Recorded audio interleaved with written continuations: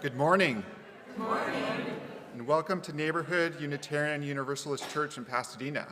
Welcome to all members, friends, and guests. My name is Carl Puchlik, and I'm happy to serve as your worship associate for the second time. Neighborhood Church creates and grows an inclusive community of faith connected by love, spirit, and service. We acknowledge our presence on the ancestral and unceded territory of the Gabrielino Tongva peoples, traditional caretakers of these lands and waters of this campus. Today's service is led by Reverend Dr. Omega S. Burkhart, music led by Michael Fausto, soloist Sonia Owen, soloist Andrea Benuelos, Wells Lang, and the Neighborhood Chorus. Please take a moment to silence your devices as we begin our service. Families with young children are always welcome in the sanctuary, and there is an additional play area for the very youngest in our narthex. For adults and older youth who do not need assistance, there is a quiet table for doodling and drawing close to the organ. I'd like to draw your attention to the following announcements. There is a board meeting tomorrow evening, Monday, May 18th at 6 in the Truth and Reconciliation Room of the House. You can also join online, listed in this week's newsletter. Also, we are looking for volunteers for our Sunday morning tech team. Contact Randy or Eric if you'd like to help. Today, registration for Camp de Benneville summer camp begins today. I'm part of the committee, and Jeff and I did it last year for the first time. It was an amazing experience. For those of you who've done it before, you know what a wonderful treat it is to go up there and be in the mountains. If you've never done it, I highly recommend it. It is a great way to just be in nature, to get to know your fellow churchgoers a little bit better, and build community. So please register today, or next week after you think about it. As you may have noticed, we have changed the order of the elements in our Sunday service. If you'd like to follow along, our order of service this morning is available as a link in the Sunday email and online by scanning the QR code on the back of your hymnal with your phone camera. Again, welcome to Neighborhood Church, an inclusive community connected by love, spirit, and service. Please rise in body or spirit to join us in singing the processional hymn 1023, Building Bridges, in the teal hymnal.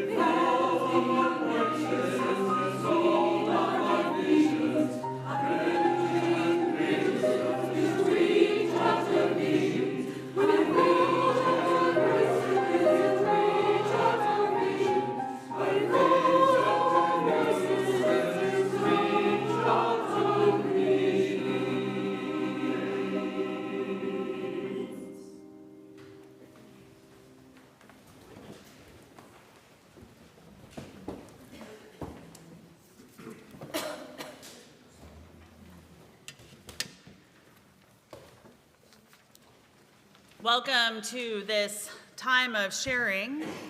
Welcome to this space where we foster curiosity and vulnerability. Welcome to this community where questions are not only welcomed, they are expected. Where relationships are built on openness and interest, where we put our values of transformation into action with reciprocity and gratitude. The words for our chalice lighting this morning come from Michelle LaGrave. She writes this: "We come into religious community from many paths and with many diverse needs. If you have come here seeking comfort, may your pain be soothed. If you have come here looking for answers, may you find new questions. If you have come here seeking purpose, may your call be awakened. If you have come here hoping to build a new way, may the path open before you. Come, let us worship together this morning."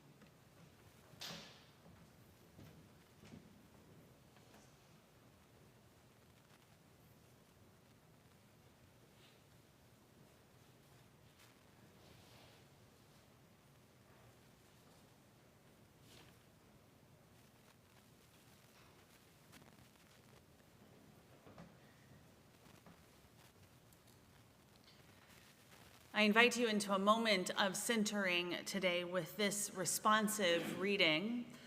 We'll have 3 slides that appear next. I'll read the first part. You are invited to read the second part in unison. Have patience with everything unresolved in your heart, and try to love the questions themselves, as if they were locked rooms or books written in a very foreign language. Don't search for the answers which could not be given to you now, because you would not be able to live them. And the point is to live everything. Live the questions now. Perhaps then someday far in the future, you will gradually, without even noticing it, live your way into the answer. May it be so.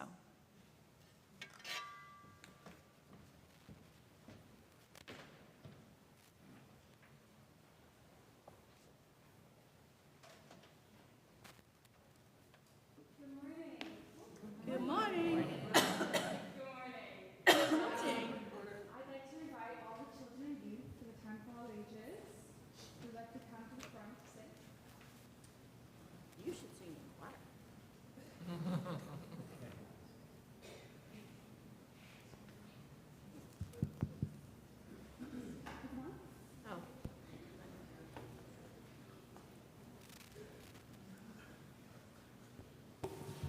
There we go. Sorry about that.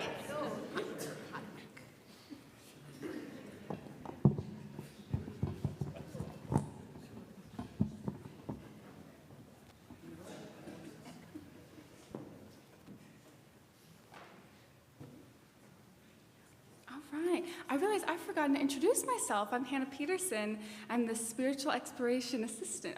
The Lifespan Faith Engagement Assistant. So today, we're going to be reading, What Do You Do with a Chance? And it's written by Kobe Yamada and illustrated by Mae Benson.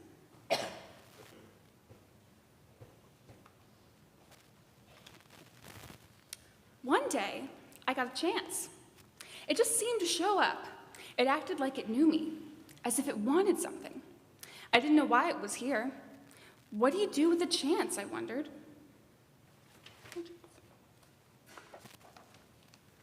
It fluttered around me, it brushed up against me, it circled me as if it wanted me to grab it. I started to reach for it, but I was unsure and pulled back, and so it flew away.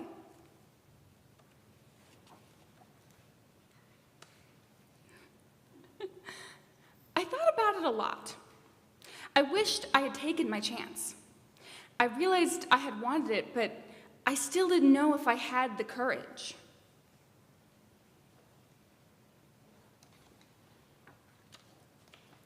When another chance came around, I wasn't so sure, but I decided to try.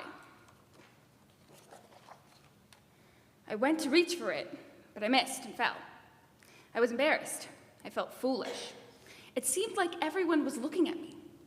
I decided I never wanted to feel this way again.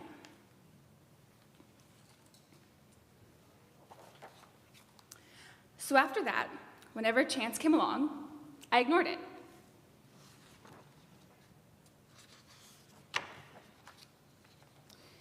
And the more I ignored them, the less they came around. Until one day, I noticed I hadn't seen a chance in quite a while. It was as if they had all disappeared. I started to worry. What if I don't get another chance? I know I acted like I didn't care, but the truth was, I did. I still wanted to take a chance, but I was afraid, and I wasn't sure I would ever be brave enough. And then I thought, maybe I don't have to be brave all the time. Maybe I just need to be brave for a little while at the right time. I realized it was up to me. Do you have a question? No, I think I've read this book. Oh, really?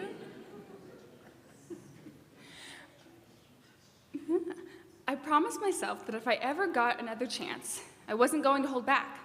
If I got another chance, I was going to be ready. Then one seemingly ordinary day, I saw something shining far off in the distance. Is it possible, I hoped? Could this be my chance?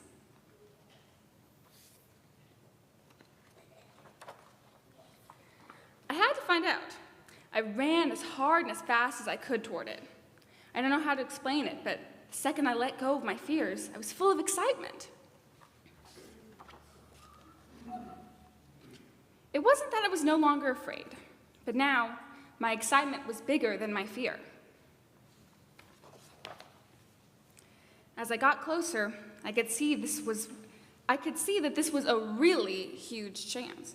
Big chance. It does kind of look like a butterfly. But this time I was ready. As it came by, I reached out and grabbed it. I held on with all my might. It felt so good to soar, to fly, to be free. I now see that when I hold back, I miss out, and I don't want to miss out. There's just so much I want to see and do and discover. So what do you do with a chance? You take it, because it just might be the start of something incredible. The end.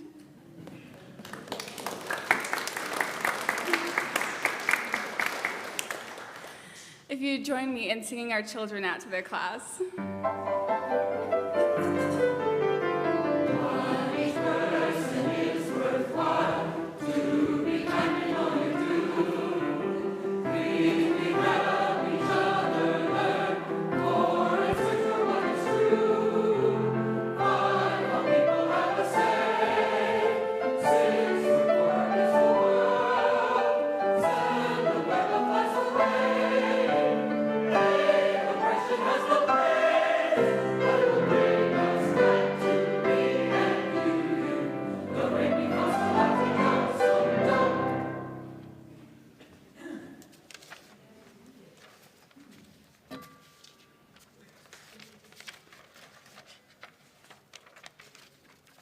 Each Sunday, our congregation dedicates 100% of its contributions. You can donate in one of two ways: by using your phone or here in person.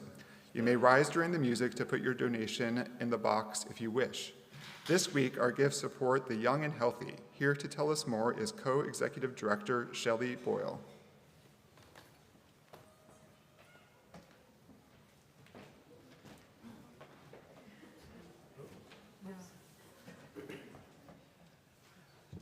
Hello, everyone. Shelley was not able. Oh, you are? I was looking for you. I was all ready. Well, come on up. And thank you for making the effort. Oh, I was all ready to talk to you. Sorry, I ended up seeing my friend Ann Rector and Well, that's what it's all about, isn't it, friends? didn't Okay. talk to anybody else. Great. Tell us all about it. Good morning, everyone, and thank you for letting me be here. I know I was here last weekend, and I didn't want to repeat myself. But I will start by saying that, so Young and Healthy was founded 36 years ago, and we are an organization that helps children and their family get access to high-quality health care. The main reason that we do, or the main way that we do this is that we have a network of over 350 physicians, and that includes physicians at the Huntington Hospital that volunteer their time. So when a family comes to us because their child has a medical condition that needs treatment and it's outside of the scope of their insurance or they can't afford it, we tap into our network and we get that child treated completely free to us and the family. We have a lot of other ways that we help children, which I hope you'll see by my many examples that I brought with me. So I'm going to tell you just 3 stories of family and children that we've been able to help. The first one is a young girl. She's 14 years old. She's in foster care. She's had a lapse in her medical coverage, and she realized that she needed help with her teeth. So she went to her school's community advocate and asked to be registered in our mobile dental clinic. As a result, in 5 days, she got over 28 procedures. We were able to reinstate her Medi-Cal coverage, and then after her treatment at the mobile dental clinic, we referred her to a dentist in our network for all of her follow-up care. And she continues to be seen by this dentist to make sure that her dental health is maintained. Again, this is a young woman who came to us. She didn't have an adult in her life, and she knew that she needed help. The next example is a family of 5. There's 2 parents, 2 children, and a grandpa. Originally, they came to us after the Eaton fire because we had the fortune of being able to give out some direct cash assistance to those families who had been impacted. Once you come to Young and Healthy, you're a part of Young and Healthy for life. So a few months later, Grandpa, unfortunately, was diagnosed with brain cancer. He didn't have a secure health insurance. So they came to us as a Cover California Navigator site, and we helped him get the insurance he needed so that it could help offset the cost of his treatment. From there, we enrolled the entire family into play-based therapy, and they got 7 free sessions where the entire family got to deal with the trauma of being through the fire. We then enrolled them in vision screenings because they had lost their glasses in their home. And so with Helen Keller International, every single member got free vision tests, vision screening, and prescriptions, and brand new glasses. Then, as if that wasn't enough, we got them awarded a $1,000 grant from Save the Children, just from knowing that they were a family impacted by the fire. And then finally, at the Christmas time, we arranged for them to be adopted, and all of their Christmas presents were handled for the year. Next, we have a family with a 5-year-old autistic child. They could not find a dentist that would give this son any treatment at all. So we enrolled them again in our USC Mobile Dental Clinic, where the team of USC doctors and students took care of him with patience and kindness. We were then informed that the family's primary physician retired without notice, leaving a gap in their medical coverage. And all the other children needed their immunizations to go back to school. Without them, they were not allowed to return. So not only did we make sure that they got insurance, we found a doctor for all the family to make sure that they got their vaccinations so that they could go back. The reason I share these stories is not only to give you an example of what we do, but also since it's up, we just recently got new branding for the organization. And the focus is on the ampersand in our name. And I wanted to share a little bit about that. So the ampersand is a typographical shorthand where 2 forces are brought together with intention. And together it becomes stronger and it becomes whole. Young and healthy lives within that ampersand. It is not a patient on one side and a service on the other, but a bridge to care and community. Young and healthy is not just about youth or just about health. It's everything in between. It's the conversations, the advocacy, and the reassurance. It's the small symbol that we are all stronger together. Thank you so much for once again allowing me into your space. I don't know how to tell you how grateful I am, except that it means a lot when we're invited into places to be able to share more about what we do so that we can make a continued impact onto the children and families in our community. Thank you so much.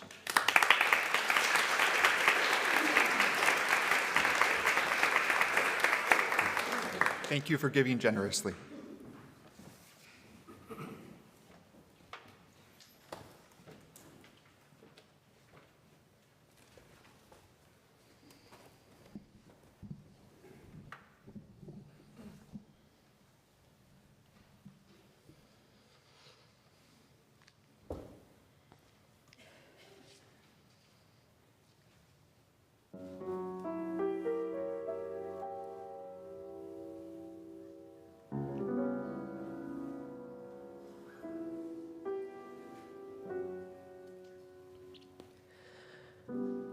When lonely feelings chill the meadows of your mind, just know if winter comes, can spring be far behind? Beneath the deepest snows, the secret of a rose is merely that it knows you must believe in spring. Just as a tree is sure its leaves will reappear,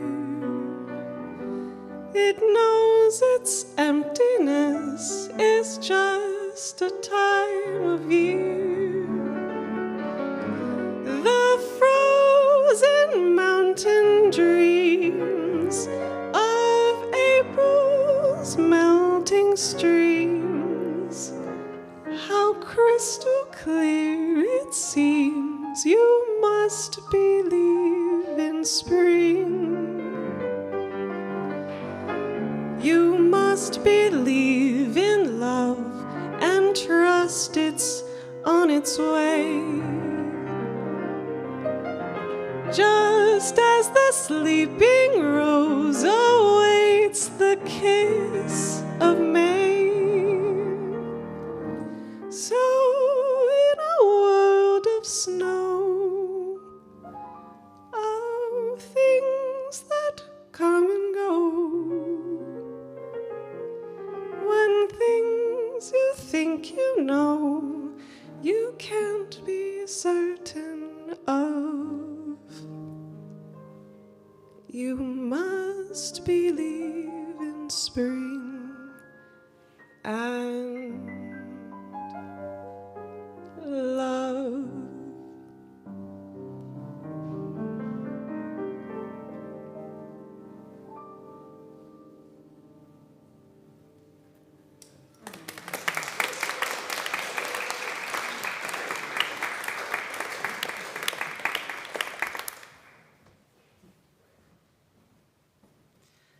For our reading this morning, I offer you this selection from Ross Gay entitled, "Giving My Body to the Cause." I'm going to make a substitution here because Ross does use an expletive beginning with F. I'm going to slightly modify it to keep it somewhat family friendly. Walking with the river during the march, shortly after passing Trump Towers, where not a few, it seemed, from the booing and hissing, we wanted to cascade projectiles through the windows there and demonstrated a good deal of restraint in refraining. One of our crew came back from upstream with a little boy in tow. He was maybe 8 or 9, and he had lost his mother and his sister. In my head, I thought, sitting in this logjam from which I could see people in every direction for blocks and blocks, "Oh, kid, you're forked." Which is probably precisely what he thought, though in the first person, most likely, "I'm forked." We determined, after asking what his family was wearing, he responded, "My sister's carrying a pride flag, and my mom is wearing a shirt that says, 'I'm a nasty woman.'" We determined to toss him up onto my shoulders, where he might be more visible to his family and they to him.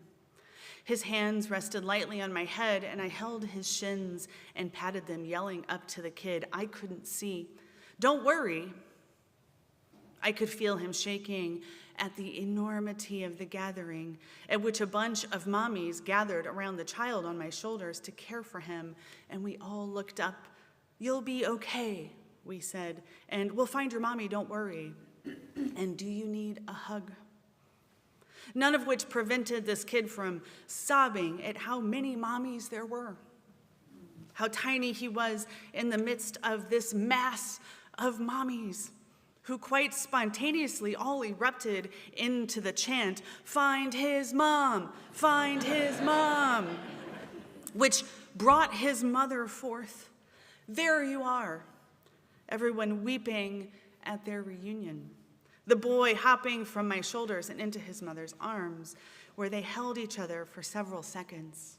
The boy wrapping his legs and arms around his mom, putting her hand on the back of his head.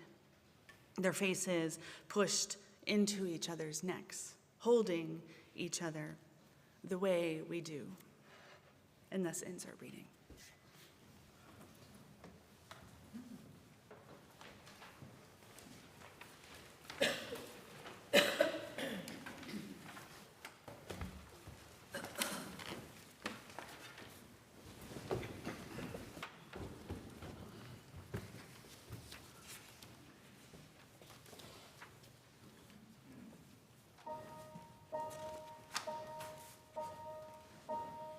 In the quiet, misty morning, when the moon has gone to bed, when the sparrows stop their singing, and the sky is clear and red, when the summer sees its gleaming, when the corn is past its prime, when adventure's lost its meaning, I'll be homeward bound in time, winding on to the pasture, chaining on to the plow, set me free to find my calling, and I'll return to you somehow.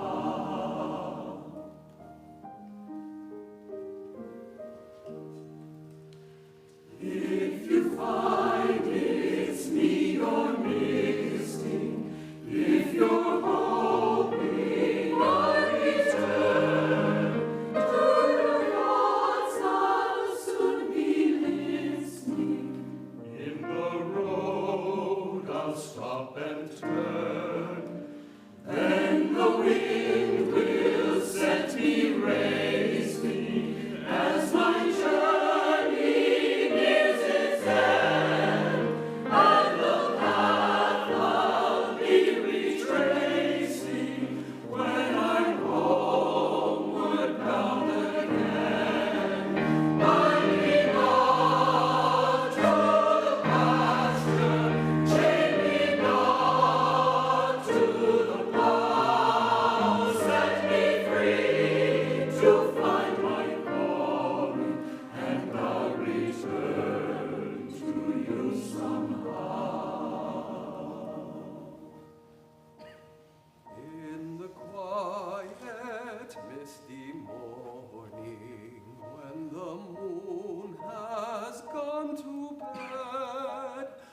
and the sparrows stop their singing.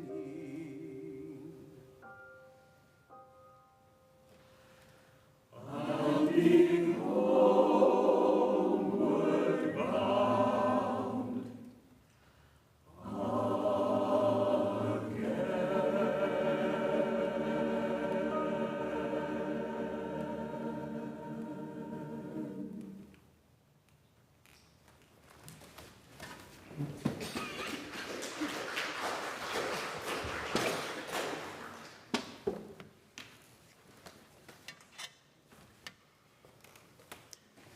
A few years ago, some of you might remember this. A few years ago, I preached on an experiment I had undertaken a few years before that when I was writing a sermon for a previous congregation I served.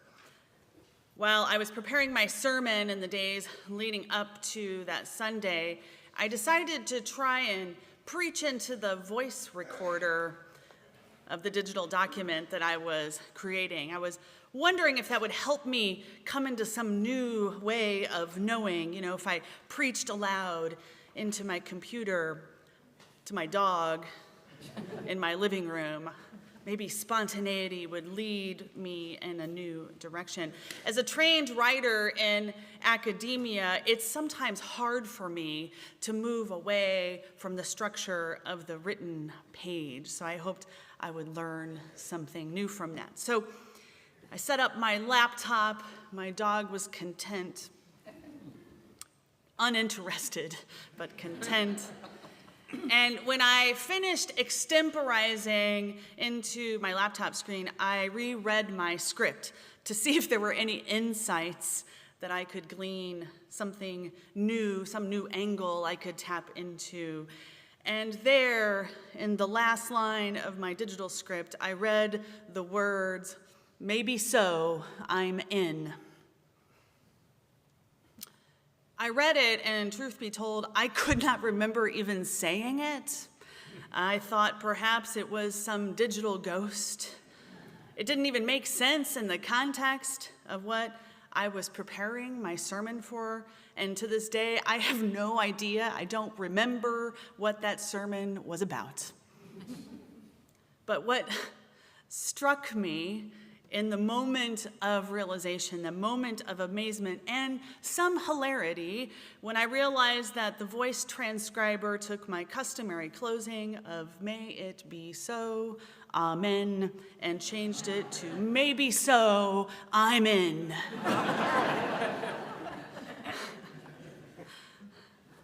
But here's the kicker that I have been playing with ever since then. And I think I told this anecdote to you maybe a couple of years ago at this point, and it still sticks with me, is that those two phrases are kind of the same.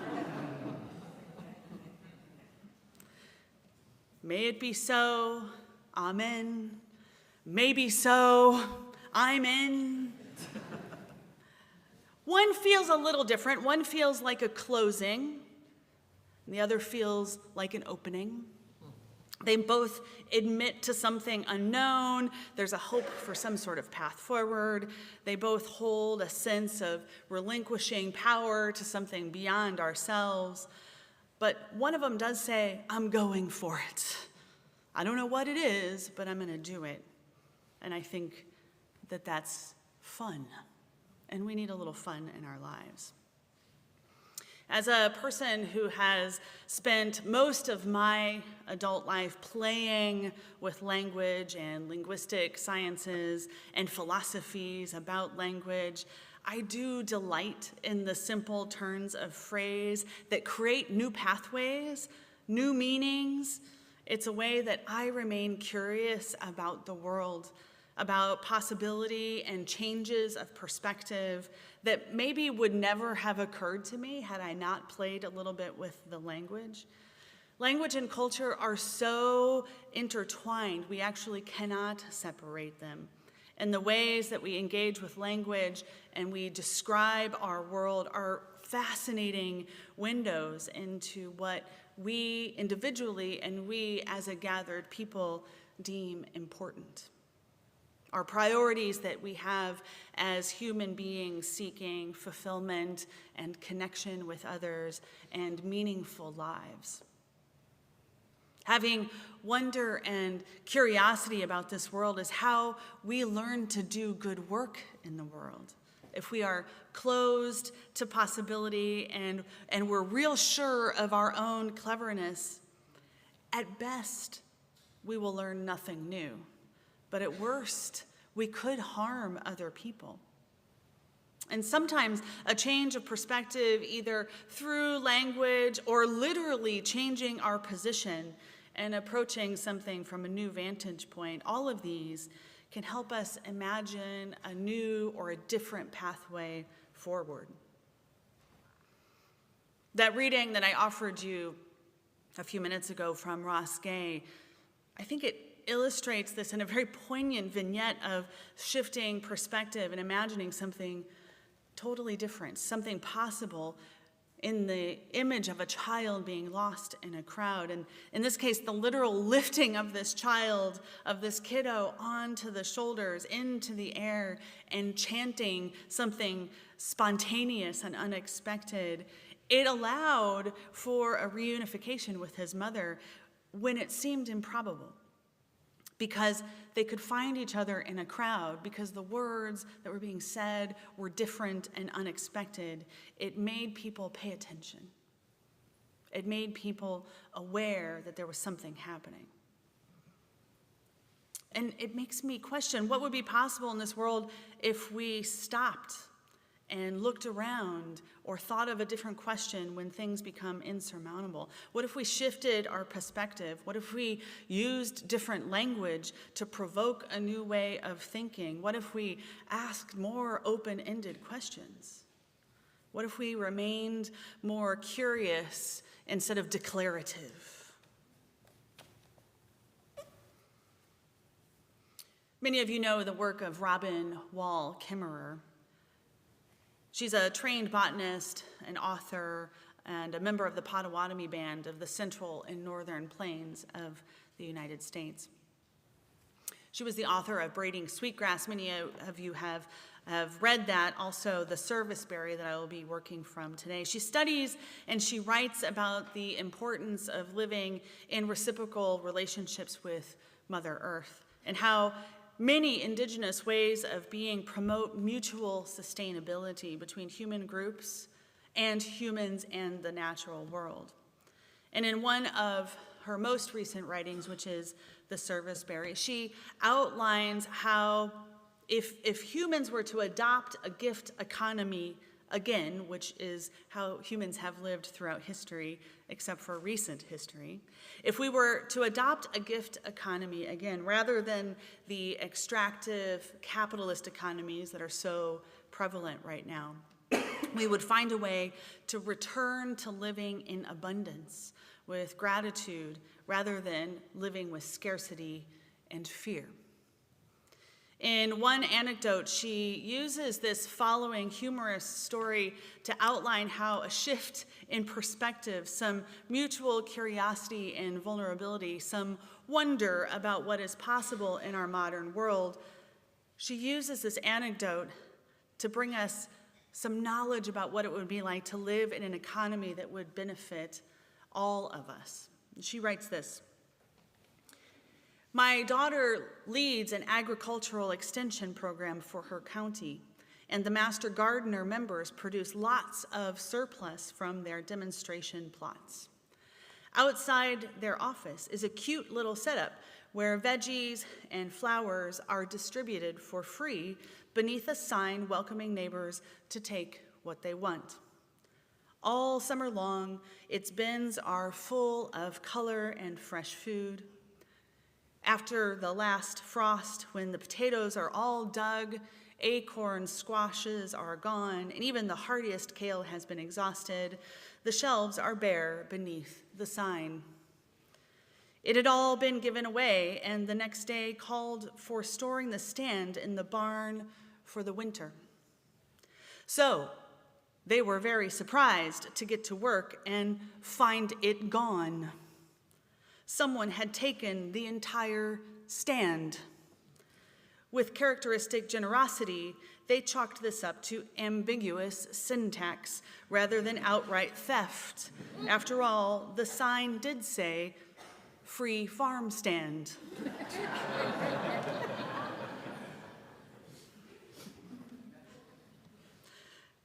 This is the inherent problem with gift economies, she goes on to write. They can't function well when there are characters and cheaters who violate the trust. This little gift economy was derailed by too much taking, by someone breaking the rules of sharing. Now, this anecdote illustrates, according to Kimmerer, how the tragedy of the commons, and she goes on to describe what this is. This is the idea that some will always take advantage of others. She goes on to argue how really, actually, that idea must be replaced with a different understanding of mutual support economy based in gift giving. She highlights in particular the work of Elinor Ostrom, winner of the Nobel Prize in Economic Sciences, that shows that through careful land management, they're using this as a real case study, but as a metaphor for broader use, that careful land management using, and I'm going to quote primitive here because these are the words that she chooses, using primitive systems, there was an abundance of everything to go around, and no one felt scarcity that would lead to theft or abuse. The most important aspect to this way of living, of being vulnerable in sharing what is available rather than hoarding it in a state of scarcity, is actually the relationships that are formed, not the goods, not the flowers, not the squash, not the goods that are interchanged. And no doubt, she doesn't explicitly say this, but no doubt those who stole the farm stand itself were probably not in relationship with the farmers who had been putting zucchini and squash in the farm stand. In a world where mutual support, whether it's between humans or humans and the natural world, cultivating relationship lets us all live within a system of shared values that can lead us to thriving. And you cannot create relationships without curiosity. You cannot create a relationship with another person, with the world around yourself, if you are closed to learning something new. We cannot create relationships that are mutually beneficial without having curiosity about learning about someone else, or someone else's experience, or their perspective. Ross Gay, the author of the story of the young boy at a march, he built a small and fleeting relationship with that child, a relationship literally of physical support, but of emotional support by asking his name, by giving him a hug, by learning about what kind of t-shirt his mom and sister were wearing at this march. And that desire to learn about this kid, that actually spread to the folks around them. Interest and care become contagious, causing bystanders to unite to assist. Robin Wall Kimmerer uses her curiosity about humans and the natural world to understand how to better advocate for a way of living that would serve us all, human, plant, animal. It is through relationships built on openness, inquisitiveness, and interest to live in harmony and mutual support, built on and by generosity. And all of these examples illuminate how being open to new perspectives, about being curious about the world, they can lead us into new ways of thinking and being and doing. Now, in my own life, I return again and again to the playfulness of language as a guide for myself. It helps me reframe difficult points, and it helps me establish some relationality with the people or the things or the act or the environment I'm engaged with. I'm trying to replace some of my most common phrases that assert some sort of judgment, like, "I think that," or "we should," with I wonder what would happen. Or replacing I don't understand with I'm curious about. In an attempt to be a little less ableist also with my language, I'm trying to replace what will it look like when I do this with I wonder what shape that will take. When I meet new people, instead of saying, I've never seen you here, I try to say, in a little bit more of a relational tone, remind me of your name. Now, these might seem like small or unimportant linguistic maneuverings, but for me, they aren't necessarily automatic. And what that means is I have to become conscious all the time about how much I don't know and how grateful I am for the drive of curiosity to help me learn something new. I also know that shifting to curiosity and a more relational way of being likely won't save the world. But maybe it will help me have more compassion to understand a new perspective. Maybe I can continue to learn to be a better listener, or to be a more empathetic mother and friend, or to be a more tuned in pastor to all of you, or to be in better relationship with my mother, the earth, who gave me life. What could we do? I wonder. What could we do if we remained open to possibility? What changes in the world could we make as a people of faith rooted in action if we maintained a spark of curiosity about others before we formed judgment? In what directions could our questions lead us? Probably to more questions. Isn't that cool? What relationships of abundance could be created and nurtured when we embrace the unexpected? I'm not sure, but I am open to the potentiality of wonder and strength and of relationships of reciprocity and gratitude. So may it be so, and I'm in. And also, maybe so, I'm in. Are you?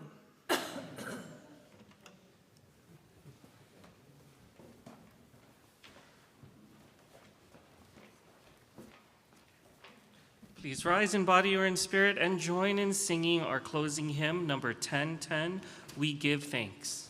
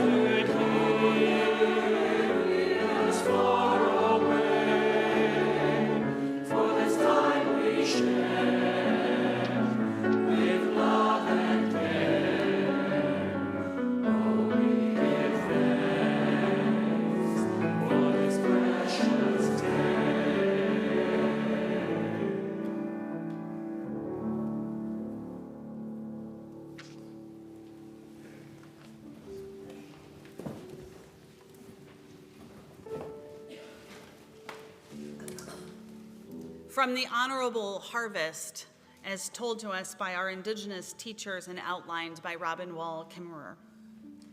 Know the ways of the ones who take care of you so that you can take care of them. Introduce yourself. Be accountable as the one who comes asking for a life. Ask permission before taking and abide by the answer. Never take the first one and never take the last. Take only what you need. Take only that which is given. Never take more than half, leave some for others. Harvest in a way that minimizes harm. Use it respectfully. Never waste what you have taken. Share. Give thanks for what you have been given. Give a gift in reciprocity for what you have taken. And sustain the ones who sustain you, and the earth will last forever. May your wonder be bigger than your fear. May questions lead you gently into the truth, not control. And may you meet the unknown with wide eyes, and let your spirit be surprised.